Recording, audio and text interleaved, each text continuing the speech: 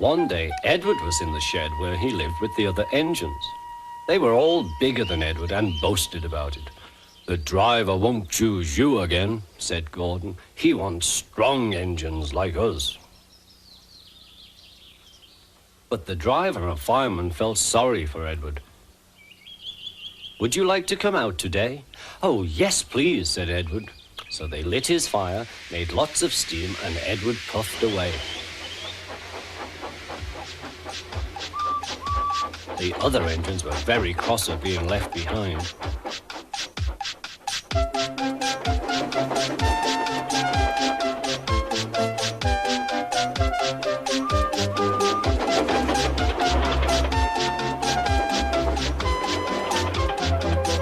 Edward worked hard all day. The coaches thought he was very kind, and the driver was very pleased.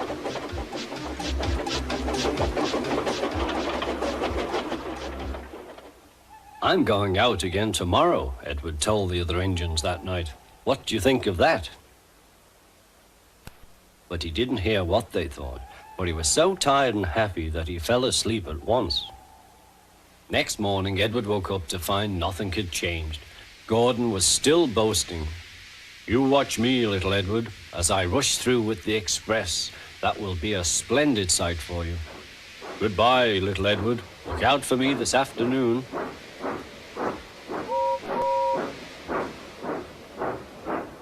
Edward went off to do some shunting.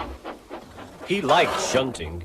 It was fun playing with freight cars. He would come up quietly and give them a push. Then he would stop and the silly freight cars would go bump into each other. "Oh," they cried, "whatever is happening?"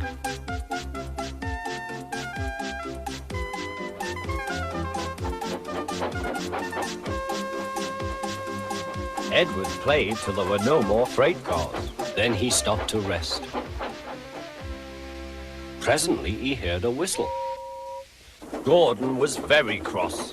Instead of nice shining coaches, he was pulling a very dirty freight train. "A freight train, a freight train, a freight train," he grumbled. "The shame of it, the shame of it, oh, the shame of it." Edward laughed and went to find some more freight cars. Then there was trouble. "Gordon can't get up the hill," the porter called to Edward's driver. "Will you take Edward and push him, please?" They found Gordon halfway up and very cross. His driver and fireman were talking to him severely. "You're not trying." "I can't do it," said Gordon. "The noisy freight cars hold an engine back so." Edward's driver came up. "We've come to push." "No use at all," said Gordon. "You wait and see," replied Edward's driver. They brought the train back to the bottom of the hill.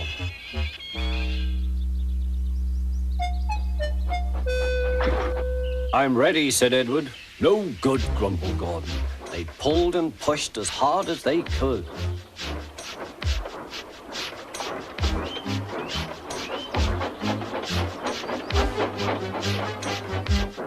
"I can't do it, I can't do it, I can't do it," puffed Gordon.